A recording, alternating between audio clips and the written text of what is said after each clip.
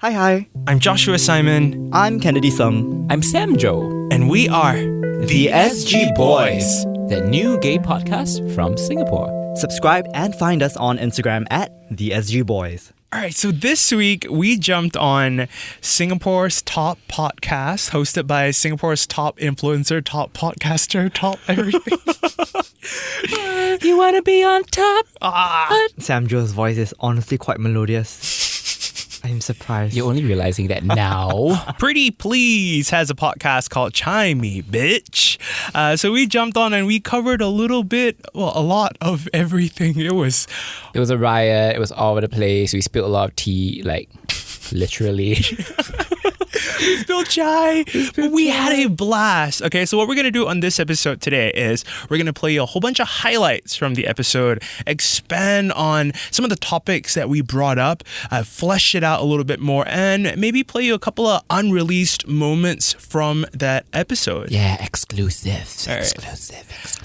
The first thing that happened on the podcast was I brought out some gifts. It's almost Christmas anyway, so, the It's spirit of beginning giving to look a lot like Christmas. Josh wanted to do something at the start of this episode, so go ahead. Yeah, I want to do this thing. Oh, okay, no. so my mom says... He brought something, my God. Okay. Oh my gosh, what is Never it? meet your friends without bringing a gift. And also Christmas is coming, so I brought a little gift for each of you. Oh my god. Your initial reaction was that's so sweet. Now he makes us look bad. As you can tell from Samjo's outfit, he loves going to thrift shops and vintage shopping. And vintage is so in for Kennedy. Not from a thrift shop.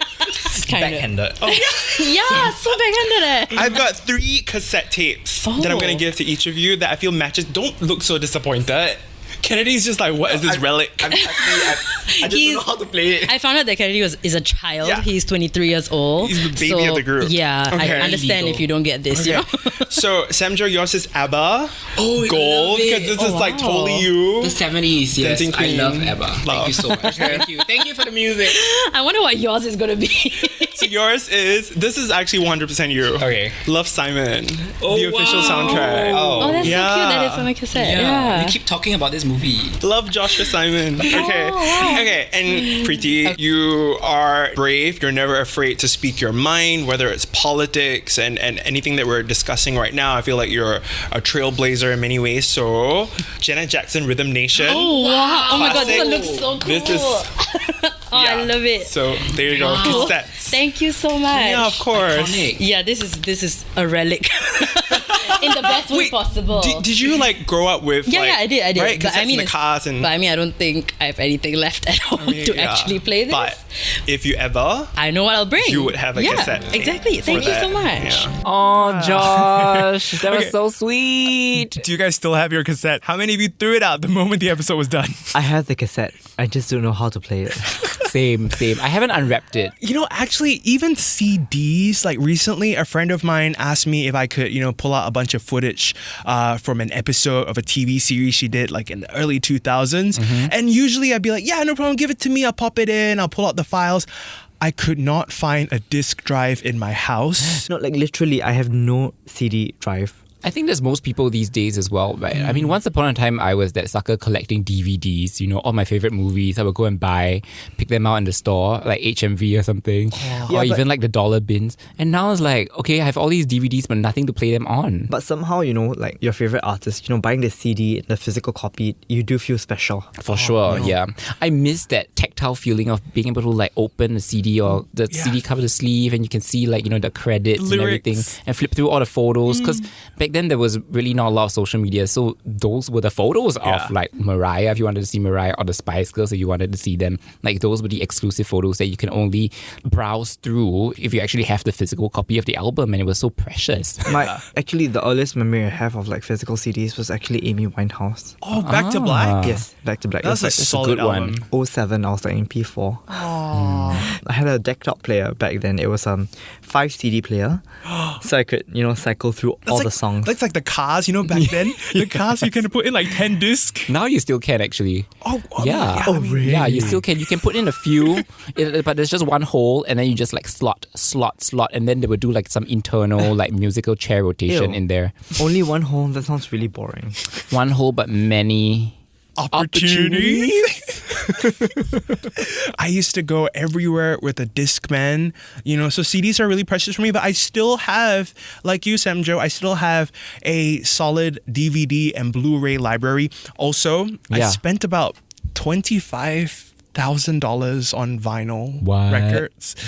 Yeah, through the years. I really like having that, the whole physical copy, holding it and looking at it and feeling good about it. I mean, if you want sound quality as well, analog sound, so you're actually getting the best recording or version of an album that you love. So I went through a period where I went through every single album or single that I liked, and I went to go find that album. So even Spice Girls, like Mel C signed all my Spice Girls records, and when I first started collecting, it's easy to find like the Beatles, or like Led Zeppelin, Pink Floyd. It's harder to find the pop albums. And I managed to get like rare stuff like Britney Spears' Oops, I Did It Again single. Wow. And also white labels. So these are our vinyl records that only are sent to club DJs. Interesting. Yeah. How do you manage to procure them? I had to like pull a lot of strings, is it? You go crate digging. So every country that I go to the record shops. How do you know that? That's the thing. Because I've also tried buying vinyls before, like as gifts, right? Because I don't collect them myself. Maybe I should, knowing that they're probably worth more than $25,000 now, your stash. I mean, there's a lot of records in there. But when you pick up one, how do you know that the record in that sleeve is legit? Here's the really cool thing about vinyl records, right? Most of the time, secondhand records are more precious than the brand new copy. Because when an album is pressed for the first time, for example, I have the Ting Tings, right? Oh my God, that's not my name. Right? That's not my name. It's such a silly album, and you're thinking, like, why would you want to keep that on vinyl? But when it was pressed, there was only like, I think 5,000 copies, and it's a red vinyl. It is the Ting Tings. It is the Ting Tings. I mean, and you flip to the back, at the bottom, they'll give you a date of which year it was pressed. And if it's a reissue, they'll put there 1998, 2005. So okay, it's a 1998 album, but it was repressed to 2005. So the rare records are the ones that came out exactly from that first pressing, that first year that it came out in. You might find the same Emancipation of Mimi album today because there's a reissue and it's only like $40. Yeah. But you can also find the same album but pressed back in the early 2000s, costing about $150, $200. Mariah Carey, Merry Christmas. I have the original pressing of the album. I bought it for $300. You're kidding. Back in the 90s. Yeah, no, as in I had to look for someone who sold a 90s copy. And that was the original press. Original pressing. Amazing. eBay or Carousel? I found that one in Tokyo. Tokyo has like an insane Well, Japan loves Mariah Carey. Yeah, they have an incredible population as well who love their vinyl records, So every time I travel, I often travel alone. That's the thing I do. I'm like, okay, I'm going to go to a record store and see what I find today. You know? Nice. Okay, one day. I'm so envious. One day I'll invite you both to my house. You'll just go crazy. Vinyl party at my house. We're definitely going to do that. Let's do it. But your house is Bukit Panjang. Yeah, what's wrong with Bukit Panjang? Oh yeah, sorry. Maybe consider that. So in 2019, as many of you might know, Preetipls was our Pink Dot ambassador, right? Wait, what is Pink Dot? What's Pink Dot? Pink Dot's the one at Hong Lim Park, the one that a lot of people wear pink, then have picnic, that one. Okay, I think from the outside, I think a lot of people assume that Pink Dot is a pride parade in Singapore. Yeah. It is a protest. There are elements of it being pride-like. We do live it up, we dress in pink, but the reason why we dress in pink is for us to unite together. And the goal has been to abolish Section 377A, which criminalizes sex between men. Right. So when we organize Pink Dot, why is it not out on the streets? And why is it at this one Hong Lim Park? It's the Speaker's Corner. It's the only place in Singapore where we can have a peaceful protest. So if you're listening outside of Singapore, Pink Dot is very, very important for us here, not just in Singapore, but I think in Southeast Asia as well. I hear there were Pink Dots being organized in like Taipei or Hong Kong. Okinawa, I was there recently and I met someone and he said, our Pink Dot here was inspired by Singapore's. There you go. So last year, our Pink Dot ambassador, Preetipls. Was it like a very natural thing for you to just align yourself with the LGBTQ plus community and be like, I want to stand up, I want to use my voice, I would love to host for you, I would love to be an ambassador? Yeah. Did you have that? Maybe I shouldn't? I think for me, it always just it always made sense because I think from the start, it's my content and all my work has always been like, I'm just going to say what I say. I'm just going to say how I feel. And yeah, I was always, put everything in the span of a nobody asked episode, or like, with satire and hide all the things I'm trying to say in like my subtitles, do all those crazy stuff. But eventually, like ultimately what I was trying to do is just speak up and just talk about things, use my platform to talk, like to speak up for people who don't have the same platform, same voice that I have, or like that's going to reach this many people. So I think for me, it was very natural to just do that from the start. And of course, at the start, I talked about things that were very personal to me directly, stuff like about race, stuff about like body positivity, getting bullied online, like for my appearance, stuff like that. Like those were all the things that I focused on from the beginning, like as Preetipls. Even with the fashion police video, the first thing that was all about cyberbullying. That was all about, why do you go on the streets of Orchard Road and tell people that they look ugly? That's a fucked up thing to do, So that was literally the first video. So when we were talking about repealing 377A and stuff like that, of course I was going to talk about it. It just makes sense, why is this still a thing? That's what I don't understand. And I will constantly keep asking those questions, and I'll just be like, this makes no sense. This is so backwards. This is ridiculous. I cannot believe a country like Singapore still believes in all these things. It's whack. To me, it's ridiculous. So I remember the first time, like, I think this was way before I was involved in Pink Dot. So this was 2018 or 17 when we first started, like, okay, hashtag repeal 377A, and everyone was sharing about it. And I remember innocently just sharing this on my Insta stories, and my boss told me I can't. She literally told me, like, you shouldn't talk about these things. And I'm like, it's an Insta story. This is literally going to expire in a couple of hours. I'm not deleting it. Like, this is going to expire in a couple of hours. I'm just going to let it be. And I just stood my ground, but there wasn't anything major. It was still pretty small, like low key. So, after I left and when the opportunity came about to like be an ambassador, I'm like, of course. And I think like for that year, they wanted to do like all straight allies.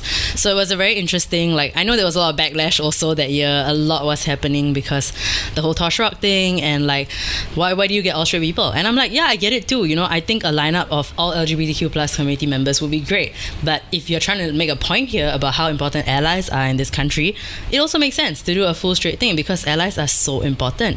And like, even when it comes to things like race, I constantly like want my friends from the majority race to like step up and do what we can do what I can't say, do what a brown person does not have the opportunity to do. So I understand the importance of allies. So I think for me, it's like, it's only natural for me.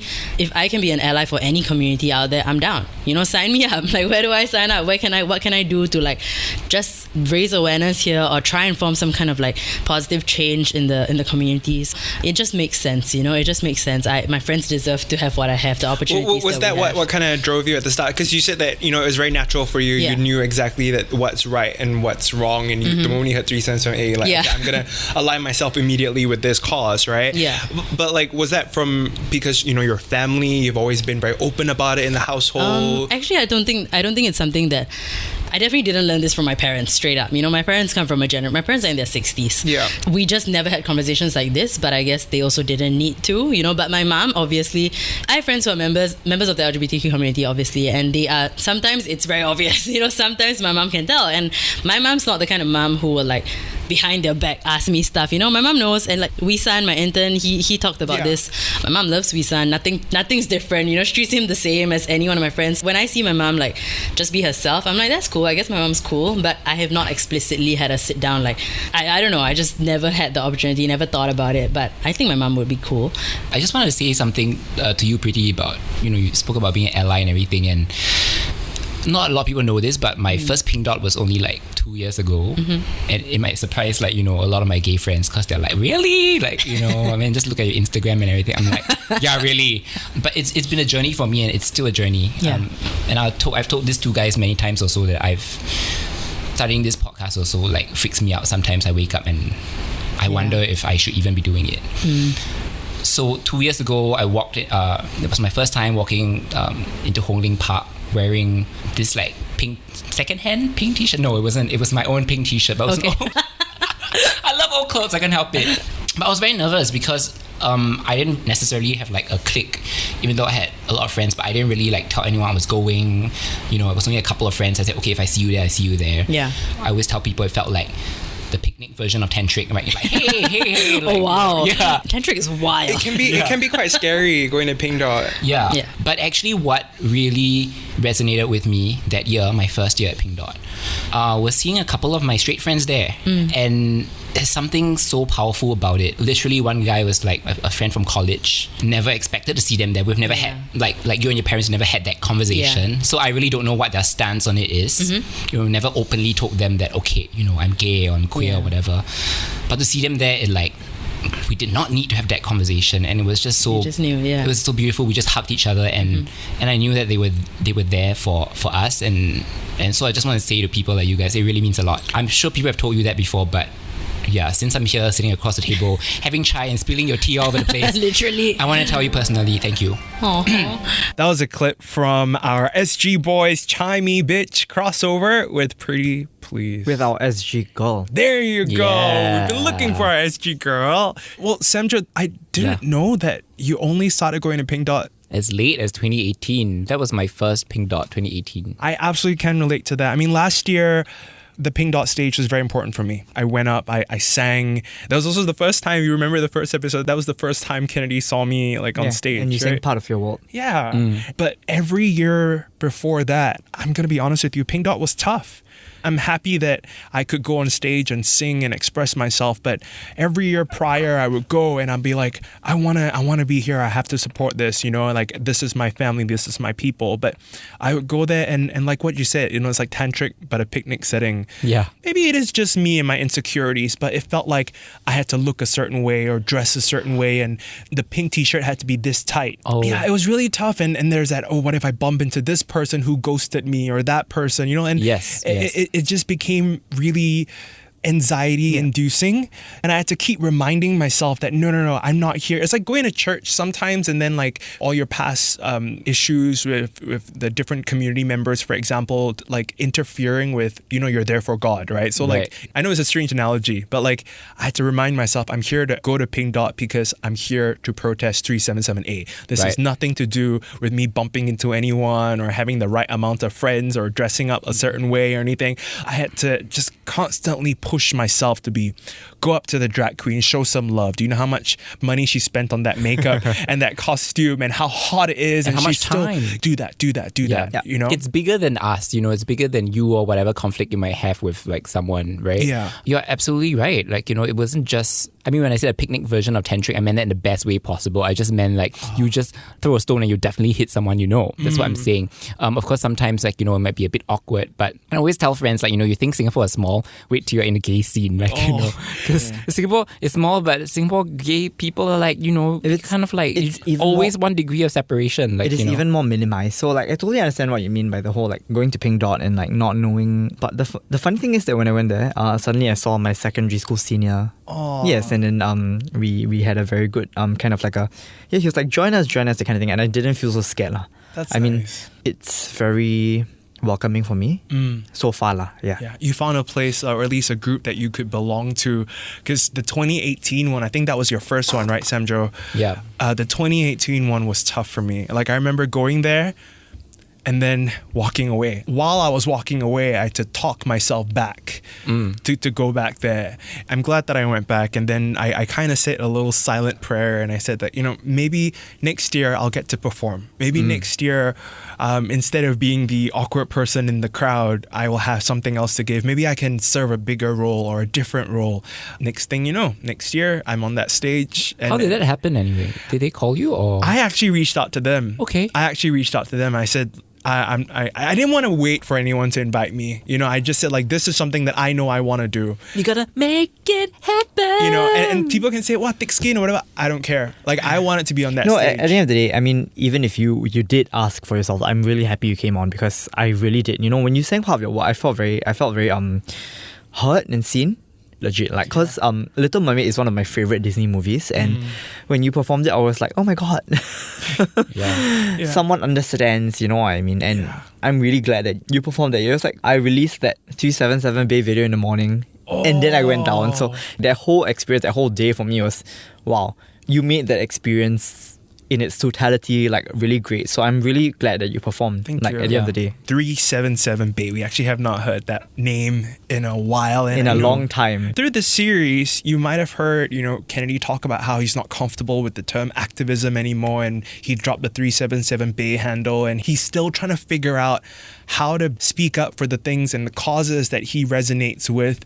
But at the same time, he also feels afraid. We hear that fear in him, but also the vulnerability in Kennedy in the past couple of episodes when he's choosing his words. He actually brought that up. So back in February, Kennedy got involved in some sort of an online kerfuffle, right? Kerfuffle, man. Yeah. Story of our lives these days on social media, right? It led him to kind of like retreat from Twitter, even though he loves that platform a lot. We want to touch on something, there's always that sense of, should I walk on eggshells or should I even engage, Yeah, but whatever backlash I got, it was warranted, Because of a video that Preeti put out, right? Brownface campaign. Yes. Yeah. So I guess Kennedy kind of like tweeted about that video and, I was like, do I agree? Do I not agree? And at that moment, I think if you felt very strongly about the issue, you should have agreed. That was the issue of the moment. Yeah. Right. So they were pressing you to take a stance, and I guess you were kind of like wondering aloud, like, why should I be doing this or that? And so when we actually sat down with Preeti, Kennedy had a chance to talk to her face to face and touch on this issue, and this is what went down. After the whole thing happened in February, then I just went back and I just kept thinking, like, every week I feel like I think about it once. I even have friends who I text my friend like quite often about it, and then and I asked him like, I don't know what else I can say. All I can say is that it wasn't my intention, but obviously that sounds so half-assed. You see from celebrities, right? That wasn't my intention. And so it comes to a point where I just feel like I shouldn't say anything, and there's nothing I can do about it, and I just feel like very frustrated sometimes, and I just tell myself, like, what's the point of speaking up if this will always come back to haunt me? That kind of thing. Yeah. But then again, that's because the problem that you face is not something that that I face, that kind of thing also. Well, I think everyone can serve a purpose, and when I found Kennedy and asked him to do the podcast, he had all these reservations. He's like, I have tweeted all these things and I'm still reassessing, and I noticed that as well. Whenever we cover a topic, he's always trying to cover all grounds and make sure he's okay, and I completely empathize because all of us are doing that with social media. Everyone's like haunted, and there's just so much anxiety over cancel culture. It's like, I have to be perfect all the time. And I said this to Kennedy. I said, like, but you have so much more to offer as well. Let's have a conversation. I want to know where this came from. I want to know what shaped your mind. We're being judge, jury, executioner. That when it shouldn't be that way. I really like open dialogue. I like you and I constantly different. We're constantly growing. And even when I couldn't say, oh, I know Preeti. I don't, because I've hung out with you a bunch of times. We've done Nicki Minaj songs. I care about you, but I don't know you because I have not spent time with you for the past couple of months. I don't know you today. So what I knew of you was enough for me to trust and say, like, okay, well, I want to get to know who Preeti is today based on that feeling that I got from you before. So you can assess things and figure out if something is for you. Just now we were talking about how you go into everything knowing exactly how things are going to be. Like, it was scary for you because you didn't know how things was going to be here, but you still put yourself out there. You still decide to speak up. That's where sometimes magic happens. That's where sometimes peace and progress happens, and doing this podcast is the same thing. You could have just said, no, I'm scared of activism. I'm scared to engage. I don't have to be a Pink Dot ambassador. I don't have to get into all this, but I choose to, and it can be scary. I may get it wrong, but I also may get it right. And right now we could use more right. Preach. Yes, bitch. Yes, bitch. It's part of the reason. This whole thing was part of the reason why I dropped I used to have this username called 377bay, and I dropped it because I just felt like I felt so shitty about whatever happened. I felt a lot of guilt, a lot of shame, a lot of guilt. So I changed it back to my name and things like that. And I don't know if I'll ever get back to that situation where I feel comfortable enough to put myself out there as I did last time. It can be very stressful, like I talk about race, and literally everyone expects me to comment on every single thing that happens that is race related in Singapore. But same thing, it's anything that happens, the Indian man at the condo yelling at the security guard, that got sent to me like crazy. It's like, is it because he's Indian, that's why you don't want to comment on this? I'm like, suddenly you're the gatekeeper it's of because everything. This guy's just an asshole. Like, what am I going to comment on this? It's just because he's brown you want me to comment on this, and you're making it a race thing. So like, it's so stressful every single time. And of course I feel like I kind of took this upon myself. I want to talk about race in Singapore. I signed up for this so I don't complain complain about that. Yeah, know, but you I don't have to just- be shackled by it. Exactly, exactly. So I don't feel like it's I have to do this. I have to talk about this. If I don't, then people are gonna think I'm biased towards my own race. You know, I definitely don't feel that pressure anymore. But at the start, I definitely used to. You know, I used to be like, if I don't talk about this, then am I gonna like seem a certain way? Am I gonna seem like I'm just picking things that I want to like spotlight? I create content because I want to, and because it's still entertaining and fun for me. And I don't want it to stop being fun for me. And once it stop being fun for me, it's not gonna be fun for anyone. No one's gonna watch that shit because it looks like I'm doing this for the sake of doing this. It's like the downfall of Michelle Phan. Yeah, it's like burnout. It's like severe burnout She on talked camera. about it, so I can say this. Yeah. I love Michelle Phan. You definitely know her. Rice Bunny. She started her YouTube channel as Rice Bunny. She's really cool. No, yeah. I'm glad we had this conversation because I think I also feel like I still have a lot of leeway to be a better ally and to learn and constantly grow and yeah. Cheers to Oh that. my goodness, we Let's need do that. it. Yes. If you spill, my glass is empty by the way. Okay, just Yes. Oh, you want some? Do we still have more? All right, and if you're wondering what was the whole spill thing, okay, Samjo. What? We were just sharing about our star signs. Yeah, and then Josh was like, what? No, Preeti asked me what my star sign was, and then I was like, oh, why don't you guess? I share it with one of these two. And then I said, okay, fine, I share it with Josh. And then Josh was like, what? You mean you're a Gemini too? And I was like, dude, we've been through this like 3 times, I swear. Yes, no, I totally remember like the two of you like at dinner, like like oh we're both Geminis and Yeah. I'm a Gemini in denial. Ew. Exactly. He is he's shirking his Gemini hood, which, I mean, look at the great Geminis, like, setting like glorious examples for us, like Naomi Campbell. Babe, I'm an Aries and I'm proud to be an Aries. Yeah, okay. Yeah. Marilyn Monroe, I know she's a Gemini. Exactly. But Macklemore is a Gemini. Macklemore's a Gemini. Good news. Paula good Abdul news. is a Gemini. Hey, but also Donald Trump's a Gemini. Oh. And Kanye West is a Gemini. Azealia Banks is a Gemini. Okay, you can stop now. Joshua Simon is a Gemini. Wait, we're the same? We went to We've been through this. We had Thai food. We Okay. talked about both So of here's the us thing. being a Gemini. Okay. Okay. so angry. But I'm a Gemini rebel. So I'm a Means Gemini. what? Okay. So like All Geminis think they're special. Like I'm Gemini, but I am. I'm scared. Chaotic. So sorry. Her scream is that funny. Other kids on the web. Exactly. I cannot wait to see that on video. I do not want to see that. Relive My that goodness, so moment. embarrassing. When Miss Samantha spilled the chai tea. Chai tea. Oh, what do you say, Chinese person? Do you just call it chai tea, which essentially means tea tea? Hey, I said It it, is too. it is the equivalent of what is it? Naan bread.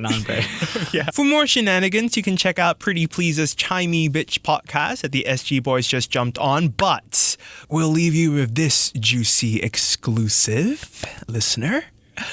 Pretty Please is dating someone. We managed to squeeze it out of her. I'm very proud of us, actually. That's like our exclusive scoop. Okay? Right. I mean, I know it was her podcast. We were on her show. But we kind of interrogated her to the point where she had to admit to us that yes, she is done being single and she has found love. The gays are the experts when it comes to relationships. Exactly. There's just something very magical when a woman sits down with some gay friends. Yeah. I've been painfully single for a very long time, but I am finally like dating someone seriously. So I don't know what to say. Is this an exclusive? Where's the press release? What press release? Okay. No. Forget all the love questions. No. I'm gonna interview you now. No, we cannot. Okay, so you're seeing someone right now. Yeah, I am. I'm so proud of you. I know. I don't know how many times I've whined to Josh about like, why does no one love me? Which I think it's ridiculous because you're beautiful. You're beautiful. But like me, then say lah. But I also think Sorry. I also think a lot of guys are intimidated by success, by a woman being confident and owning her speech, and also being funny. Because like the first time all of us got to know you was laughing. It was comedy. To be comedic, you have to have wit. That kind of scares people, which is totally fine. Yeah. You don't want that anyway. You're kind of filtering those guys out. Yeah, they just see themselves out, so Yeah. that's great. But the fear thing, right? I realize you are very strong in your views, right? So maybe sometimes they fear disagreeing with you. Yeah. Okay, so I've only dated I guess including this guy, the 2 people seriously that I've dated, and Okay. the previous guy, he was very never explicitly say if he agrees or disagrees, but he will always be kind of like, are you sure you want to say that? And then he would like be a bit judgy or like kind of like tell me like tell me how you feel. I actually like it when people tell me that they don't agree and say you're not cool with it, but whether or not I take action to it is a different thing. Exactly. But I feel like if a guy disagrees with me and they tell me, I'd be like, oh, okay, but you know, it's my channel. Yeah. And he will also tell me how like his family members would discuss like the whole brown face thing and everything in front of him, and I'm like, oh, then what do you say? And it's like, oh, nothing. I just sat there to listen, like to just hear. I'm like, you stand up, you know. If you agree, you stand up. If you don't agree, you say something, you know. Like, so hearing that always made me feel a bit like, are you kind of ashamed that I am not ashamed of my opinions? You know, like what is going on here? So it was kind of weird, and I always thought that was a bit odd. Okay. Maybe that's why I didn't work out. So knowing this now, when you started dating this guy, was that something that you looked out for to just like, by the way? Yeah, I always like went into dating someone like without trying to put a lot of pressure on it, because I'm a crazy like overthinker and I stress myself out too much. Virgo. So yeah, I'm a Virgo. I'm batshit crazy lah. So I went into it just like, I'm gonna see where this goes. And like from the first date, I was like, this is insane. Is this how it's supposed to feel like? Because this is great, you know. So yeah, I was like insanely happy after the first date. I'm like, this is how it's supposed to be. And then there's one thing that I've come to realize, that a lot of the guys I date, like they always say things like, I'm so proud of you. I don't know how to like accept that as a compliment, because I feel like you can only be proud of someone when you have seen the progression, you've seen the journey, you've been there. Like all my friends can tell me they're proud of me, my family can say they're proud of me, but if you just met me, you're trying to date me, this is like our second date, just because you know of me online, to come to me and be like, I'm so proud of you and everything you do, I feel like it's a kind of weird thing to say.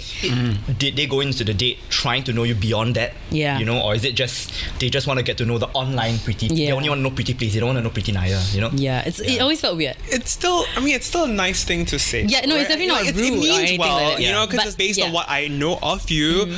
I am proud of you, which I mean, I'll give you something real to be proud of. You know, like now you get to know the real me. Okay. Yeah. Of all the years I've been on dating apps, me and this guy have matched several times, because I will delete the app constantly and be back on it a few months later. So we keep matching. Okay. And every time we match, we will like laugh about it, but we never made actual plans to meet. He is in the industry, kinda. So I knew of him, he knew of me, and like every time we matched, we knew of each other, but we just never made plans. And then eventually we bumped into each other, random hangout spots we would. And one day, like in September, he just asked me out, and then we have been going out since then. Yeah. So it's very recent. September is 2 months ago. Oh, look at us gushing again. Are you gonna start singing I Wanna Know What Love Is? You've been looking for the moment to... I wanna know what love is. I want you to show Sorry, I sighed really, really loudly while Sandra was singing. An audible sigh. No, but goodness, I'm so happy for her, because she's just proved that you can be chronically single for a while, but still find love. I was lifting us up together. Like I was saying it in solidarity. Let's just put it that way. Yes. I have a feeling, and very often my feeling is always right, All right. that by the end of the first season of the SG Boys, Samjo is gonna find true love. Oh gosh, don't jinx it, please, Josh. I cannot. Don't give in to the fear. See, the What? first thing you do is, oh, don't jinx it. No. I'm scared. You make it sound like this whole show is a pitch for Sandro. Yes. Oh wait, it wasn't right. Was it? Actually, girl, get in line and sing back up now. I'm kidding. Oh Santa. Oh, Santa. Yeah. Okay, are you ready for the whistle? Let's go. I hate you. I hate you because we cannot harmonize that whistle. Anyway, super happy for Preeti, and her laughter was just super contagious. And So- we're not gonna tell you who this person is, because the first thing I actually told her once the camera stopped rolling was, keep it between the two of you. Keep it just the two of you for a while at least. Yeah. You know, don't make it public yet until the foundation is set. But we did see the photos. We did. And he fine. He fine. They look good together. Wait, yeah, This he's reminds- so cute. To close this episode today, we need to redeem ourselves for that horrendous intro on the Chimey Bitch podcast, where we tried to sing the SG Boys name, albeit poorly. Okay, the conductor of this group is a do mi so. I'll do so. Do Okay. mi. Wait, which part should I do? I do Mariah's part. Maybe you is should it? do a little. You do a little.